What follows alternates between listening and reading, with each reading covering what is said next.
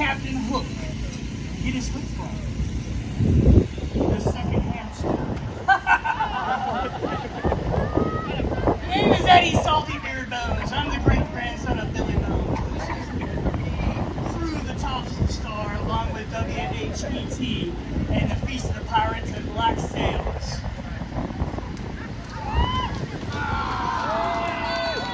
We want to welcome all the young scallywags, landlubbers, young mermaids, and pirates to come listen to a story here in just a minute. In a few moments, we're going to have Captain Jack Sparrow tell you a story about pirates.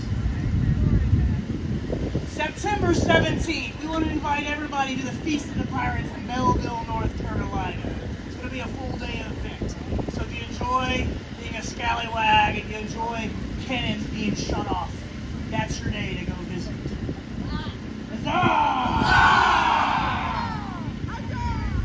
Now sit down and relax while Captain Jack Sparrow tells you a story he made.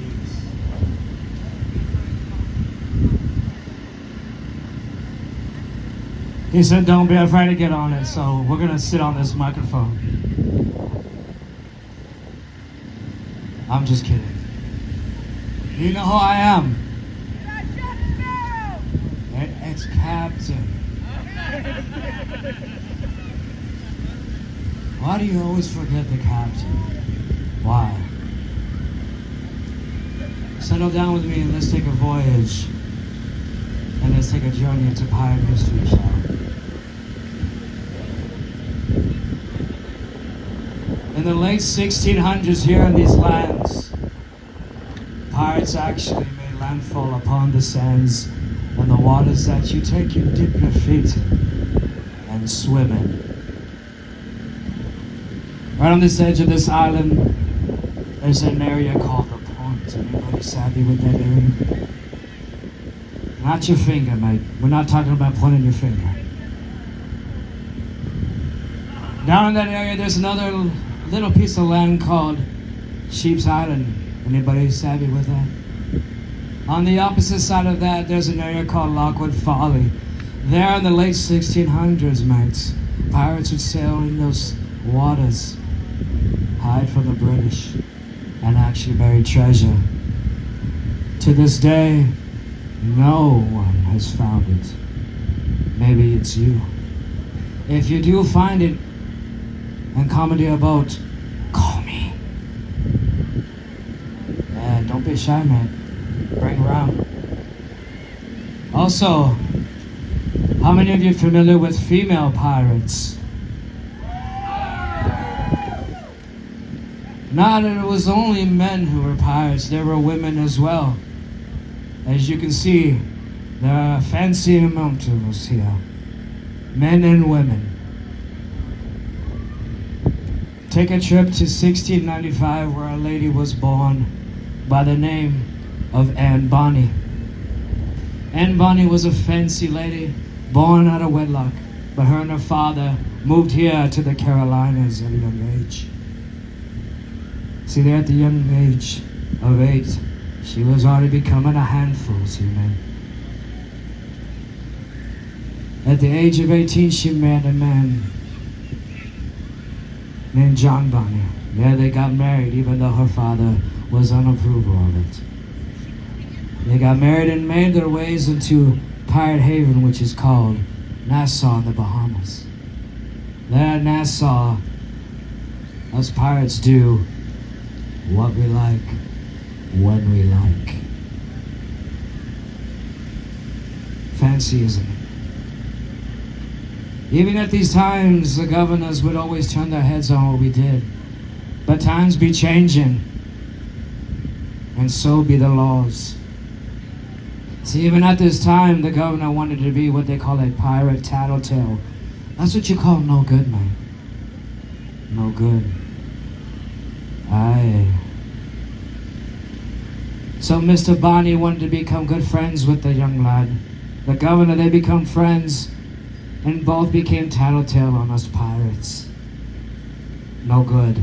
And Bonny, not so much. She spent times in the local tavern with people like us, because we do what we like, when we like. Huzzah! Yeah. So she finally met a gentleman that came in who just fancied the accord and became a captain. His name, Calico Jack Rackham. They become fancy with one another, mate. And he wanted to have her hand. But she says, it's not possible. I'm already married. Not if I can help it, he says. He fancies his ways to Mr. Bonnie's establishment, enters in with a bag of plunder, offering to buy her hand. But she looks at both of them and says, I be not one for sale, and walks away. Women do not play. As time rolls on, they become fancy with one another and they become close. And she decides to join Calico Jack Rackham upon the boats and vessels of his ship and sail away. The one thing about Anne Bonny that many don't know is that she would dress up as a man. So when it came down to defeating the male, she would remove her hat to let men know, you just got defeated by a woman. Aye. She became fancy and very strong-willed. She knew how to win battles. Swift with the sword, swift with the flintlock. Many men fell to her, lads. But then she became pregnant and gave birth off in Cuba. There, after she gave birth, days later, she joined the ship again, but picked up another individual as well, named Mark Reed. See, Mark Reed wanted to join the vessels and join the crew and have fun and become one with Calico Jack Rackham. It was done. And so once they boarded the vessel, they had plenty of journeys. The one thing is that her and Bonnie and Mark Reed became good friends. But Anne Bonny knew there was more to this story than meets the eye. See, Mark Reed wasn't actually Mark Reed. Mark Reed was Mary Reed. Mary Reed disguised herself as a man for the same reasons as Anne Bonny. But she was one not to be messed with either, lad. Quick with the sword, quick with the flintlock. She could make the best of the men fall down. And together, along with a vessel full of men, pirates and females, they became victorious. Under the outskirts of Jamaica, after a victorious night, every pirate aboard had their fill of rum, relaxing in the sun, enjoying the night as the time goes by. Midnight approaches and there's only two not filled with the rum. Mary Reed and Anne Bonny. Calico Jack and the rest of the crew decided to have their fill and drink and have fun. Falling out, not even be able to stand up.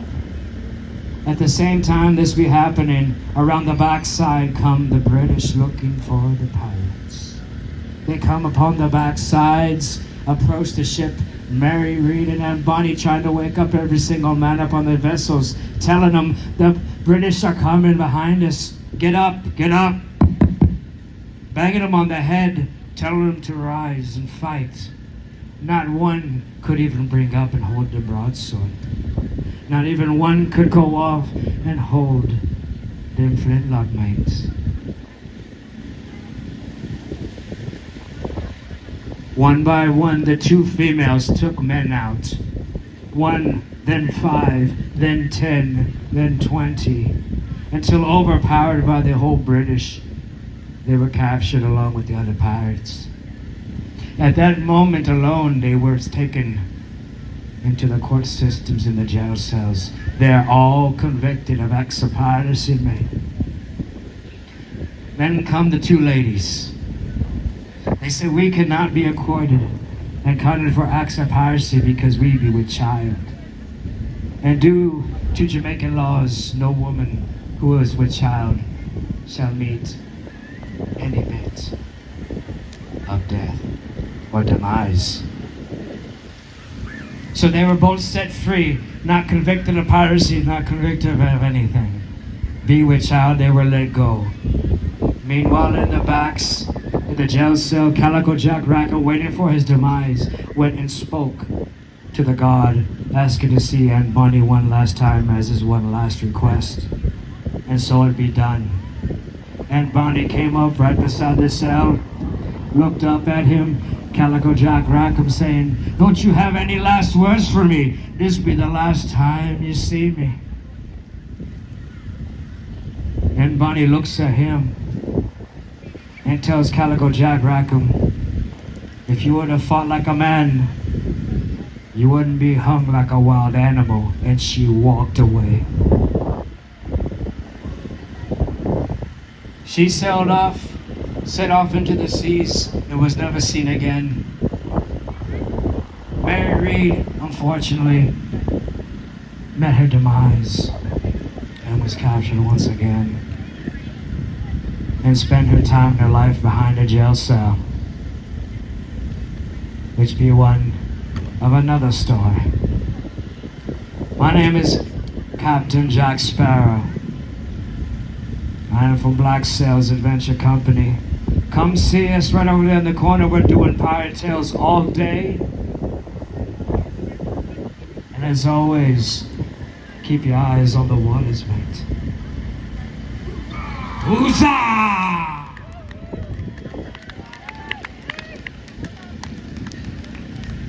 Now for my next trick, I'm gonna do a little beatboxing for you. How about that? I'm just kidding.